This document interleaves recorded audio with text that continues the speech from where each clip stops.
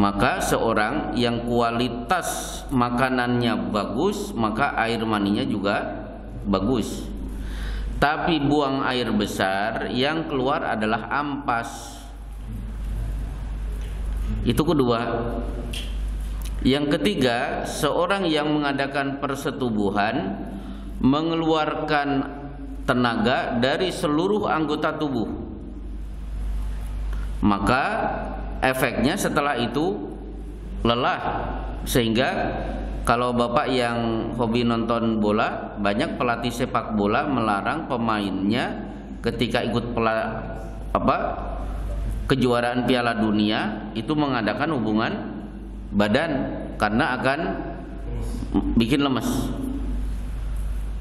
Dan ada penelitian persetubuhan suami istri itu mengeluarkan tenaga setara dengan lari 3 kilo. Sementara seorang yang BAB keluar tenaganya ya cuma di situ aja, pantat ngeden udah selesai. Gitu ya Pak ya. Maka keringat, tenaga yang terkuras itu perlu disegarkan dengan mandi. Inilah rahasia kenapa Ibnul Qayyim menerangkan orang yang bersetubuh diperintahkan mandi, sementara orang yang BAB tidak ada kewajiban untuk mandi. Kemudian yang ketiga, perintah mandi ditujukan kepada orang yang baru masuk Islam, akan mengucapkan 2 kalimat syahadat, sebagaimana seorang bernama Sumamah bin Asal, kepala suku, dalam satu ekspedisi ditangkap oleh para sahabat, dibawa ke Madinah, diikat di tiang Masjid Nabawi. Ketika dia diikat, pada waktu sholat melihat para sahabat datang sholat, dan Sumamah menyimpulkan orang yang sholat selesai dari sholat nampak raut wajah mereka tenang. Akhirnya dari situlah hidayah masuk. Dia ingin mengucapkan 2 kalimat syahadat, tapi Rasulullah memerintahkan terlebih dahulu kepada Sumamah bin Asal untuk mandi terlebih dahulu. Baik, yang keempat, mandi dalam rangka menunaikan sholat Jumat. Sebagian mengatakan hukumnya wajib. Ghuslu yaumil jumu'ati wajibun ala kulli muhtalimin. Mandi pada hari Jumat hukumnya wajib bagi setiap laki-laki yang sudah balik. Ini kesimpulan sebagian ulama, tapi kesimpulan yang lain hukumnya tidak sampai wajib, tapi sunnat muakkad. Karena ada hadis, man tawaddoa yaumal jumu'ati fabiha wa na'imat. Siapa yang berwudu tidak mandi kemudian berangkat sholat Jumat, itu sudah bagus. Fal ghuslu afdol, tapi kalau dia mandi itu jauh lebih afdol, lebih utama. Akhirnya digabungkan, yang pertama hukumnya wajib, yang mengatakan yang kedua afdol. Setelah digabungkan, oh berarti wajibnya turun, sunnahnya naik. Akhirnya masuk kepada sunnat muakkad, sunnat yang sangat ditekankan. Kalau yang keempat sholat Jumat, maka yang kelima tetangganya sholat Jumat adalah sholat Idul Fitri dan sholat Idul Adha. Karena perlu diketahui, Id dalam Islam, hari raya itu ada 2, satu tahunan, yang kedua pekanan. Maksudnya apa? Acara itu disebut Id kalau memiliki 3 ciri. Satu, ada sikap mengagungkan acara itu. 2, acara itu menyebabkan orang berkumpul di satu tempat. Yang ketiga, acaranya rutin setiap pekan sekali, atau sebulan sekali, atau setahun sekali. 3 ciri ini kalau ada, berarti acara itu disebut dengan Id. Nah, kita lihat. Satu, Jumat itu Id tidak. Satu, adanya sikap mengagungkan, menghormati kepada hari Jumat. Saking agungnya saya mandi, saking agungnya saya mengenakan baju yang bagus, saking agungnya khusus berangkat Jumat sangat dianjurkan mengenakan minyak wangi. Berarti Jumatan itu Id berdasarkan yang pertama, sikap pengagungan. Yang kedua, adanya perkumpulan orang di satu tempat, berkumpul untuk sholat Jumat di masjid. Yang ketiga, acara itu rutin, sepekan sekali atau sebulan sekali atau setahun sekali. Nah, Jumatan rutin setiap sepekan sekali. Berarti Jumat itu Id pekanan, sementara Idul Fitri dan Idul Adha itu adalah Id yang sifatnya tahunan. Nah, sekarang karena saya sudah menyinggung Jumat, kira-kira menurut bapak-bapak, libur di Indonesia itu cocoknya hari Ahad atau Jumat? Yakin Jumat? Seperti gini, saya ketika haji dan umroh biasanya mengajak jalan-jalan jamaah ke Jeddah itu hari Kamis. Nah, ketika hari Kamis, orang-orang Saudi, keluarga itu banyak keluar mendirikan tenda-tenda di tengah padang pasir. Begitu malam, suasana di Jeddah tambah ramai. Tempat-tempat permainan itu luar biasa ramai.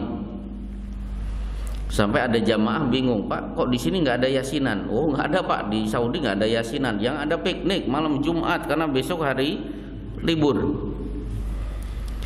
Nah, berarti Saudi itu liburnya hari Jumat, maka Kamis itu weekend. Nah, sekarang tadi pertanyaannya, bagus mana untuk Indonesia, liburnya Jumat atau hari Ahad? Nah, ada yang menjawab Ahad. Tadi Jumat, ada yang menjawab Ahad. Ya, baik. Mana yang bagus, Ahad atau Jumat? Kita jawab. Pak Yusuf Kalla, ketika status beliau masih wakil presiden, itu dikunjungi delegasi gereja, minta kepada Wapres agar kalau di kantor berdiri masjid-masjid, maka kami meminta di kantor-kantor, di perusahaan-perusahaan kalau bisa juga berdiri gereja-gereja. Ternyata Pak Yusuf Kalla punya jawaban cerdas, bagus, mumtaz jiddan. Beliau mengatakan, kami umat Islam di Indonesia mayoritas. Kami punya hari yang menyebabkan diperintah untuk menunaikan satu sholat, yaitu sholat Jumat. Itu hari spesial, hari istimewa bagi umat Islam. Sementara kalian kaum Nasrani punya hari spesial, yaitu hari Ahad atau hari Minggu, menyebabkan Anda diperintahkan beribadah di gereja. Kami sebagai umat mayoritas mengalah, liburnya hari Ahad. Hari Jumat yang menyebabkan kami harus pergi sholat Jumat, kami harus tetap bekerja di kantor, tetap bekerja di perusahaan. Sementara kalian hari Ahad itu libur sehingga bisa beribadah di gereja dengan tenang tanpa terikat dengan pekerjaan. Maka wajar kalau kemudian kantor berdiri masjid-masjid. Demikian juga di perusahaan-perusahaan. Karena kami harus masuk kerja, kami juga harus sholat Jumat. Apa mau dibalik liburnya? Nah, kata beliau, liburnya hari Jumat, hari Ahad tetap masuk kerja. Nah, peninglah para pendeta ini. Akhirnya menyimpulkan, ya sudah, liburnya tetap hari Ahad, kami yang mengalah, tidak ada gereja-gereja yang ada di perusahaan dan kantor-kantor. Dan perlu Bapak ketahui, ketika liburnya hari Ahad dan Bapak-bapak harus tetap bekerja, menyebabkan kantor perusahaan menyediakan fasilitas masjid-masjid. Karena ada masjid-masjid untuk sholat Jumat, otomatis muncul DKM. Karena muncul DKM, akhirnya perkumpulan umat Islam tidak hanya hari Jumat saja, tapi sholat duhur dan sholat asar, mungkin dilanjutkan maghrib dan isya.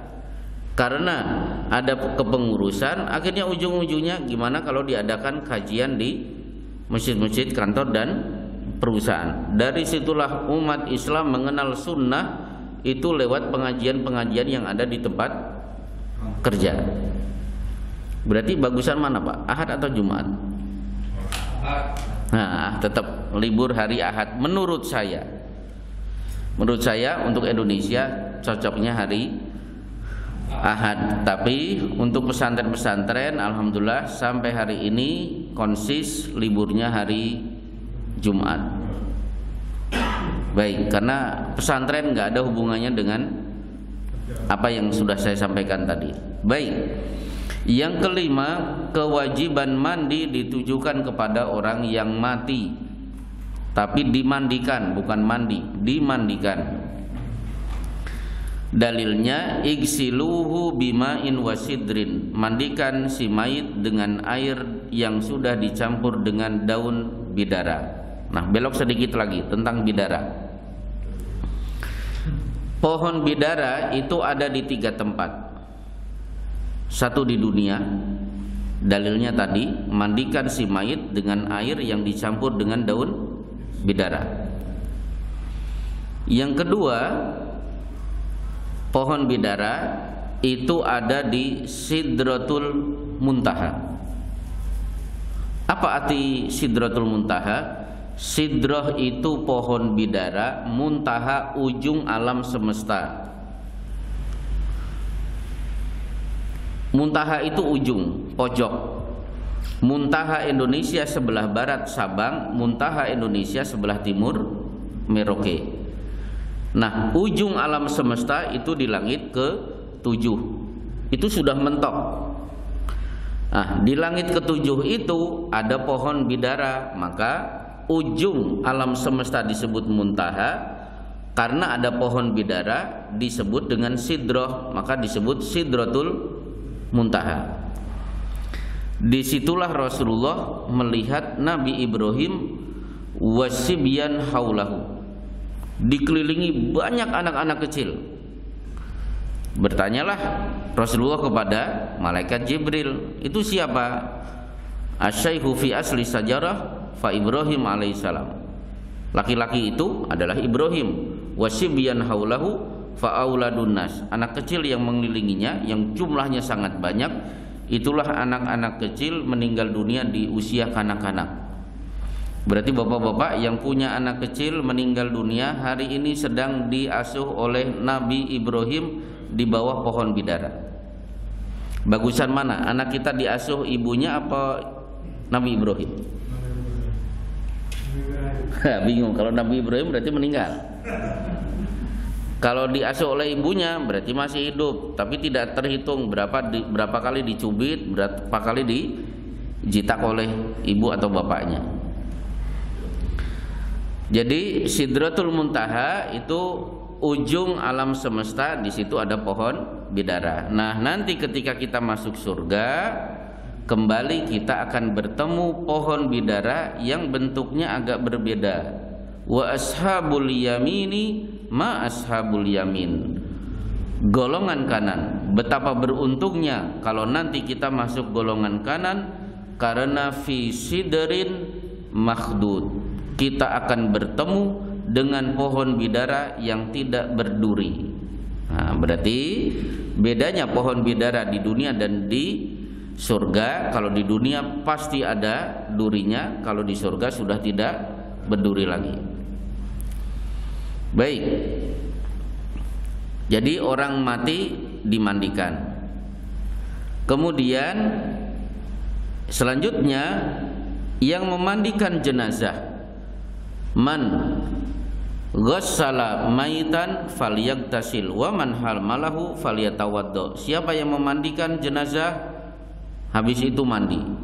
siapa yang ikut mengangkat jenazah maka cukup berwudu saja. Maka saya masih ingat ketika kecil bapak saya kalau pulang dari takziah, bapak saya biasanya memandikan, pasti ikut mengangkat jenazahnya. Kalau pulang tidak berani menyentuh anak-anaknya kecuali mandi terlebih dahulu. Tapi hadisnya dhaif. Meskipun dhaif, para ulama memakai hadis ini, tapi mandinya orang selesai memandikan jenazah itu litandif bukan lita'abbud, demi menjaga kebersihan, bukan dalam rangka ibadah. Jadi karena mungkin mayat itu tadinya sakit, boleh jadi kita menyentuh organ-organ tubuh yang mungkin masih ada kuman-kumannya, maka sangat dianjurkan selesai memandikan jenazah kita juga ikut mandi. Kemudian al-ifaqah ba'dal igma, orang yang sadar setelah pingsan itu disunahkan untuk mandi. Selanjutnya orang yang akan berihram atau masuk kota Mekah. Nah, mandinya di mana? Mandinya kalau jamaah haji Indonesia banyak yang mandi di Jeddah. Tapi ini bermasalah karena pesawat itu sudah melewati daerah Mikot. Mikotnya itu di daerah Yalamlam. Kalau pesawat landing di Jeddah berarti sudah melewati Mikot atau Yalamlam. Berarti posisi kita berada di pesawat sudah memakai kain ihram. Itu kalau ke Jeddah terlebih dahulu.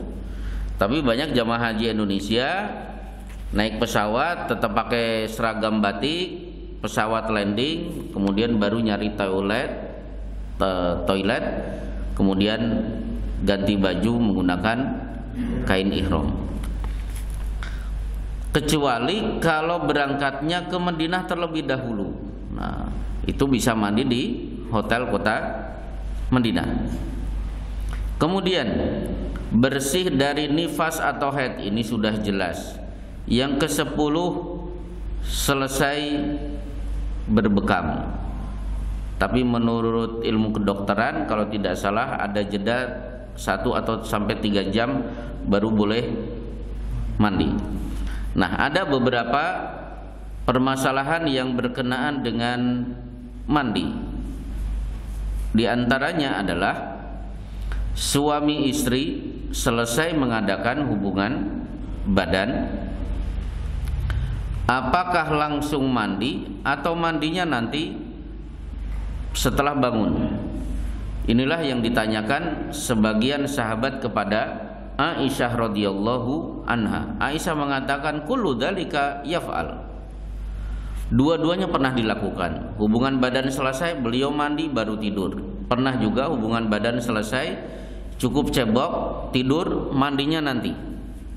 Berarti ada 2 cara. Maka para ulama menyebut bolehnya mengakhirkan mandi junub. Ini diperkuat ketika Abu Hurairah selesai hubungan badan dengan istrinya, kemudian keluar jalan-jalan. Dari kejauhan melihat Rasulullah Shallallahu Alaihi Wasallam. Akhirnya Abu Hurairah mencari jalan lain, tidak mau berpapasan dengan beliau. Keesokan harinya dipanggil, Abu Hurairah, kenapa kamu kemarin tidak mau berpapasan dengan diriku? Maka Abu Hurairah mengatakan, ya Rasulullah, inni kuntu junuban walam aktasil. Kemarin saya junub, habis hubungan badan dengan istri, saya belum mandi dan akhirnya keluar jalan-jalan. Wa karihtu an ujalisaka illa ala taharatin. Saya tidak mau berdekat-dekatan dengan engkau kecuali kalau aku sudah mandi. Apa jawaban Rasulullah? Subhanallah, innal mu'min la yanjus. Maha suci Allah, mukmin itu tidak najis. Meskipun kamu belum mandi, sah berdekat-dekatan, duduk-duduk dengan aku. Ini bukti bahwa Abu Hurairah mengakhirkan mandi janabat. Kemudian Masalah yang kedua, bertubrukan antara dua mandi. Mandi dalam rangka sholat Jumat dan mandi selesai mengadakan hubungan badan suami istri, karena hari itu hari Jumat tanggal merah. Bapak-bapak tidak kerja. Tiba-tiba takdir Allah mengatakan jam 10 suami istri mengadakan hubungan badan. Apakah si bapak-bapak tadi masuk kamar mandi, mandi janabat, selesai handukan, kemudian keluar dari kamar mandi, masuk lagi, keramas lagi? Maka jawabannya digabung. Karena ada kaidah idza jatama'a ibadatani min sinfin wahidin dakhalat ihdahuma 'alal ukhra. Bila ada dua ibadah sejenis pelaksanaannya sama, boleh ibadah itu dilakukan sekali, dimasukkan 2 atau 3 niat. Berarti mandinya sekali, niatnya mandi ini untuk yang tadi karena saya bersetubuh dengan istri, dan ini untuk yang akan datang karena saya akan pergi untuk menunaikan sholat Jumat.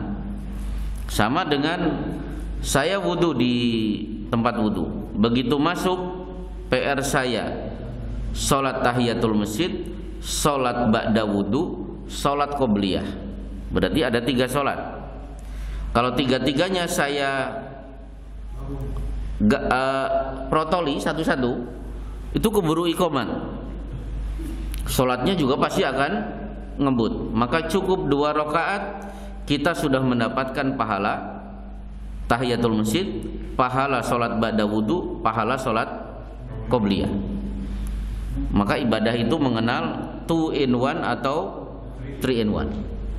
Berdasarkan kaidah tadi, idza ijtama ibadatani min sinfin wahidin dakhalat ihdahuma 'alal ukhra. Bila ada 2 ibadah sejenis pelaksanaannya sama, maka silahkan lakukan 1 ibadah kemudian dimasukkan 2 atau 3 niat.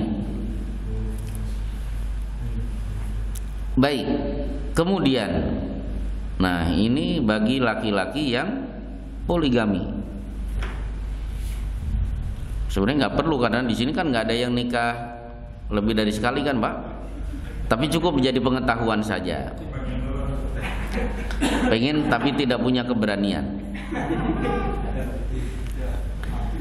Ya, kalau saya perhatikan memang bapak-bapak belum ada yang pantas untuk nikah lagi.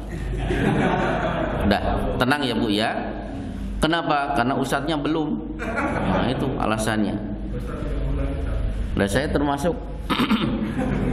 Ya, pokoknya kalau ada yang mengatakan poligami itu sunnah Nabi, saya jawab sunnah Nabi itu banyak. Tahajud sunnah Nabi, hafal Quran sunnah Nabi, Senin Kemis sunnah Nabi, zikir pagi, zikir petang sunnah Nabi. Jadi sunnah Nabi itu sangat banyak, tidak hanya poligami. Kenapa saya ngomong begini? Karena ada ibu-ibu beda kalau pengajian khusus bapak-bapak, gitu ya Bu ya. Khawatir pulang stres. Percitraan. Bulan depan nggak datang lagi. Baik, untuk poligami ini ada perbedaan antara Rasulullah SAW dengan kita. Salah satunya adalah bagi suami istri, seorang laki-laki punya istri 2 atau 3 atau 4, itu tidak boleh menyetubuhi istrinya kecuali pada hari gilirannya. Yang diperbolehkan adalah datang untuk ngobrol, sekedar mengelus kepala atau mencium salah satu anggota tubuhnya, misalnya pipi atau kening, sebagaimana Rasulullah punya kebiasaan. Karena Rasulullah SAW qabbala ba'da nisa'ihi tsumma kharaja ila sholati walam yatawaddo. Rasulullah itu punya kebiasaan sebelum pergi ke masjid mendatangi istri-istrinya, beliau cium, kemudian pergi ke masjid tanpa mengulangi wudu. Dalam riwayat yang lain min ghairi masisin, tanpa ada persetubuhan. Berarti kalau bapak punya 2 istri, yang satu di Sakura 2, yang kedua di Sakura 1, mau kerja mampir dulu ke Sakura 1, itu boleh. Sekedar ngobrol, ngopi, terus mengecup keningnya, nggak masalah. Tapi dengan syarat min ghairi masisin, tanpa ada persetubuhan. Nah, itu aturan kita. Tapi untuk Rasulullah diperbolehkan yatufu ala nisaihi fil lailatil wahidati. Beliau menyetubuhi 9 istrinya dalam satu malam bi guslin wahidin, dengan satu mandi. Itu khusus bagi Rasulullah, dan Rasulullah memang punya 25 kekhususan yang tidak dimiliki oleh umatnya. Salah satunya ini, masalah pergiliran. Beliau boleh menyetubuhi seluruh istrinya dalam satu malam dengan sekali mandi, sebagaimana Nabi Sulaiman dalam semalam menyetubuhi 100 istrinya. Ada hadisnya, Pak? Apa itu, Pak? Hadisnya ada nggak? Hadis apa itu?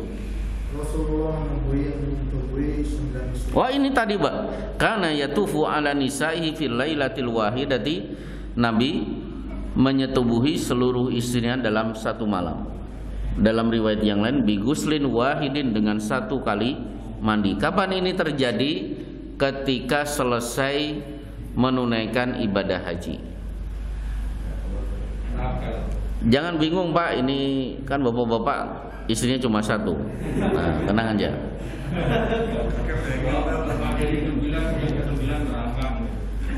Kenapa, Pak?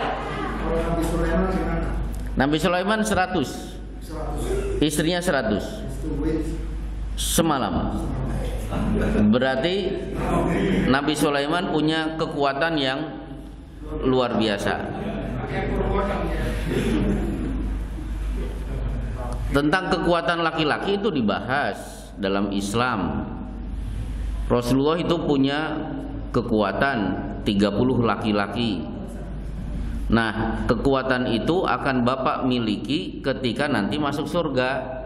Maka salah satu kegiatan ketika nanti di surga, inna ashabal jannatil yauma fi syughulin fakihun. Sesungguhnya penghuni surga pada hari itu dalam keadaan sibuk bersenang-senang. Lihat tafsir Ibnu Katsir, Ibnu Abbas mengatakan bersenang-senang di situ apa?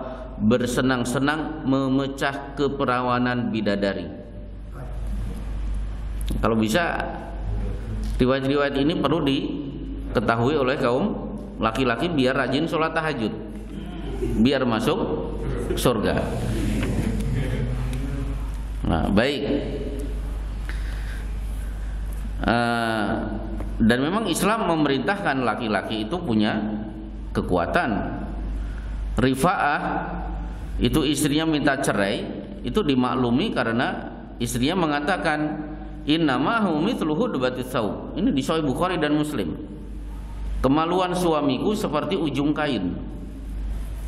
Kalimat yang vulgar, tapi memang kalau tidak ngomong begitu Rasulullah memang harus paham. Maka wanita ini ngomongnya jelas, lugas.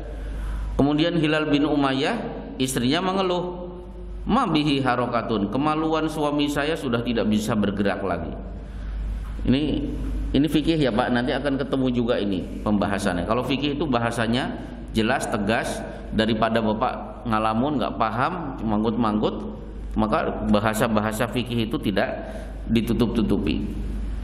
Baik, tentang mandi janabat, maka riwayat yang paling terkenal adalah berasal dari Aisyah radhiyallahu anha, idza tasala minal janabati yabda'u fayaghsilu yadayhi. Beliau memulai mandi janabat, mencuci kedua tangannya. Tsumma yufrigu biyaminihi ala shimalihi fayaghsilu farjahu. Mencuci kemaluannya. Tsumma yatawaddau, kemudian wudu kecuali kaki. Akhirnya ya'khudul ma fayudkhilu asabi'ahu fi usuli sya'ri tsumma hafana ala ra'si thalatha hafanatin. Baru mandi keramas, diratakan kepada seluruh tubuh. Begitu selesai, ghassala rijlaihi, baru mencuci kedua kakinya. Berarti wudunya tadi kecuali kaki. Kaki itu sebagai pamungkas. Wallahu a'lam bishawab. Wudu adzan terlebih dahulu. Setelah itu kita lanjutkan dengan tanya jawab dengan kuota 4 pertanyaan. Saya persilahkan yang akan mengumandangkan adzan.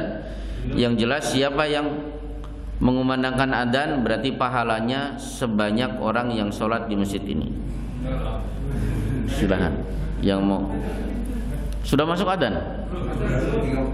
Nah itu tadi suara. Oh HP. Karawang Pak, Karawang bukan Jogja. Karawang. Iya Karawang. Kalau Jogja udah selesai sholat. Ya udah, sambil menunggu 2 menit tanya dulu, nanti jawabannya pada adzan. Ya silakan. Tadi kan cerita tentang Abu Hurairah yang bertemu dengan Rasulullah tidak dalam. Iya. Apakah salah? Maksudnya apakah buat orang lain? Karena setahu saya Abu Hurairah kan ketemu dengan Rasul. Abu Hurairah tidak bertemu dengan Rasulullah.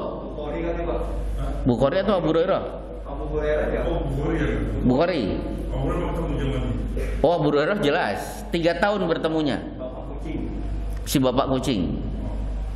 Satu, nanti kita terangkan. Pertanyaan kedua. Ya. Kenapa Pak?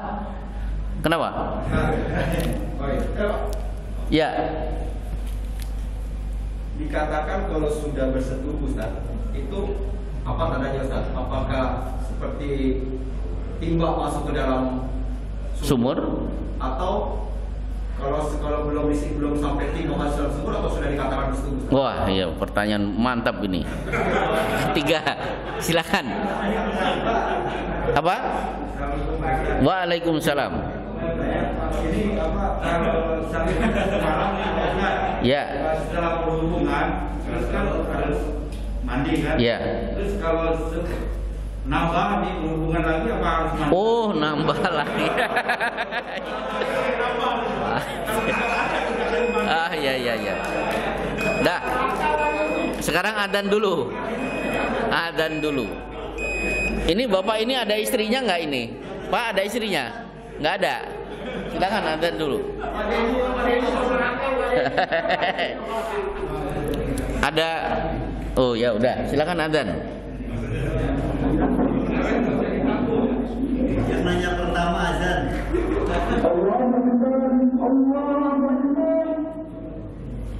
Begini, kalau Bapak ingin membayangkan Bukhari dulu. Rasulullah punya sahabat bernama Abdullah bin Umar. Suatu saat Abdullah bin Umar menjadi ulama dan salah satu muridnya bernama Nafi. Ini tabi'in. Kalau tabi'in berarti belum sempat ketemu Rasulullah, tapi ketemu sahabat. Nah, Nafi ini akhirnya menjadi ulama besar. Salah satu muridnya adalah Imam Malik, ulama Madinah juga. Tabu tabi'in kalau ini. Imam Malik akhirnya menjadi ulama besar. Dari sekian muridnya ada Imam Syafi'i yang kemudian menjadi ulama besar di negeri Mesir. Imam Syafi'i ketika menjadi ulama punya banyak murid. Salah satu murid yang menonjol adalah Imam Hambali di Irak. Imam Hambali ulama besar di Baghdad. Salah satu muridnya adalah Imam Bukhari. Nah, Imam Bukhari akhirnya juga punya murid. Salah satu muridnya adalah Imam Muslim. Berarti Bukhari dengan Rasulullah jaraknya sangat jauh. Tapi Abu Hurairah itu masuk Islam 3 tahun sebelum Rasulullah wafat. Nah, inilah yang jadi bidikan orang-orang Syiah. Loh, katanya pakar hadis, ternyata masuk Islam cuma 3 tahun, baru kemudian Rasulullah wafat. Kok bisa? Hafalannya paling banyak. Jawabannya bisa. Kenapa? Di kitab Fathul Bari 3 orang dipanggil oleh Rasulullah. Kalian aku panggil, silahkan berdoa gantian, aku akan aminkan doa kalian. Wah, kesempatan si A bahagia mau diaminkan Rasul, dia berdoa dengan doa yang banyak. Selesai diaminkan, ya sudah. B, dia juga berdoa dengan doa yang banyak. Abu Hurairah pintar. Ya Allah, aku meminta kepadamu sebagaimana yang sudah diminta dua temanku. Tambahannya satu, ya Allah, al ilmu la yunsa. Kalau saya dapat ilmu tidak lupa lagi. Akhirnya otak Abu Hurairah itu seperti rekaman. Dia langsung hafal apa yang diucapkan Rasulullah, titik dan komanya persis. Ya, seperti scanner lah. Dan Abu Hurairah meninggalkan dunia pekerjaan, kemana-mana ikut Rasulullah Shallallahu Alaihi Wasallam. Akhirnya dia menjadi pengumpul hadis terbanyak.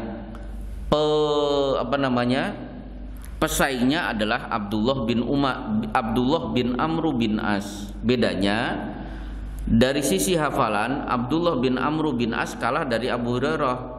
Cuma bedanya Abdullah bin Amr bin As begitu mendapatkan hadis langsung dia tulis. Jadi tulisan paling banyak Abdullah bin Amr bin As, tapi hafalan paling banyak Abu Hurairah. Nah, kemudian yang kedua, suami istri wajib mandi. Persetubuhannya bagaimana? Hadisnya idzal taqal khitanani faqad wajabal ghuslu. Bila dua kemaluan yang dihitan sudah bertemu, maka dua-duanya wajib mandi. Berarti kemaluan laki-laki yang dipotong mana itu ketemu dengan organ tubuh wanita yang dulu pernah dihitan. Maka tugas bapak-bapak tanya kepada istrinya, dulu yang dipotong yang sebelah mana? Kalau ini yang ketemu, ini yang ketemu, berarti wajib mandi. Kemudian berkenaan dengan ember masuk sumur, itu berkenaan dengan Ma'is bin Malik.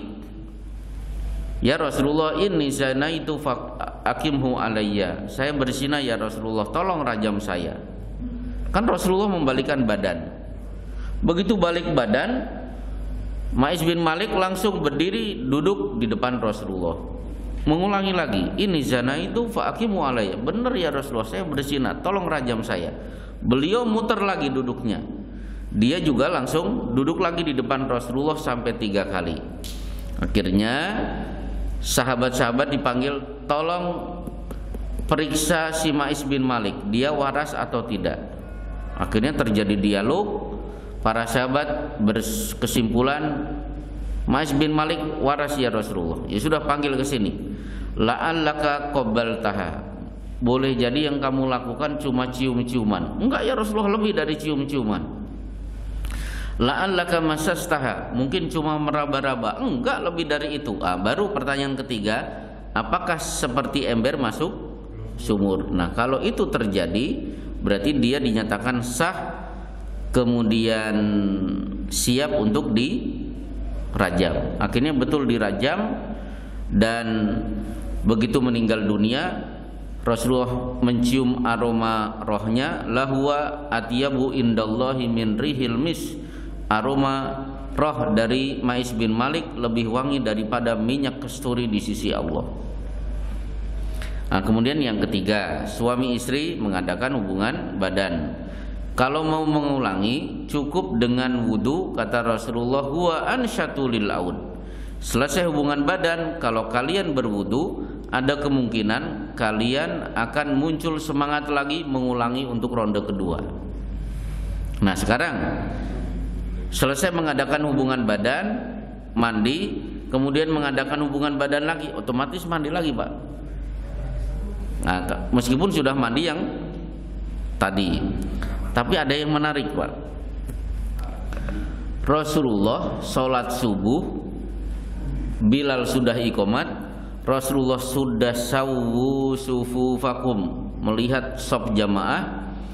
Tiba-tiba Rasulullah terdiam, seolah-olah sedang berpikir. Kemudian beliau bersabda, ala makanikum, tetap berdiri di tempat kalian, jangan bergeser. Beliau pulang. Akhirnya balik lagi ke masjid, yantufu ra'sahu ma'an, beliau perlihatkan air menetes dari rambut beliau. Berarti apa? Rasulullah lupa belum mandi junub. Pernah ada imam di sini lupa mandi junub? Nah, Rasulullah pernah lupa mandi junub. Baik, satu penanya terakhir. Kuotanya tadi 4. Selain masalah mandi, ibu-ibu ada yang bertanya? Tidak ada? Bapak-bapak tersisa 1? Sudah cukup, alhamdulillah. Ya? Tapi tadi ada 2 perbedaan Ustaz ya. Ya. Yang sudah halal itu wajib mandi ketika bertemu apa ovum dan ovarium, hanya menyentuh aja Ustaz ya. Ya, pokoknya bersentuh itu udah kena pasal mandi maksudnya. Tapi kalau zina itu harus masuk. Itu Ma'is bin Malik. Apa itu? Kalau poligami legal secara Islam, kenapa poligami tidak boleh? Kenapa? Poligami tidak boleh. Kenapa tidak boleh? Karena Dari apa kesehatan, apa kena waris atau apa gitu? sisinya akan kebingungan anak itu lahir punya siapa. Nah, Aisyah kan menerangkan ada 4 jenis pernikahan pada masa jahiliyah. Jenis pertama adalah satu wanita punya 9 suami. Begitu hamil, hari lahir 9 suami akan datang. Yang menentukan siapa bapaknya itu si istri.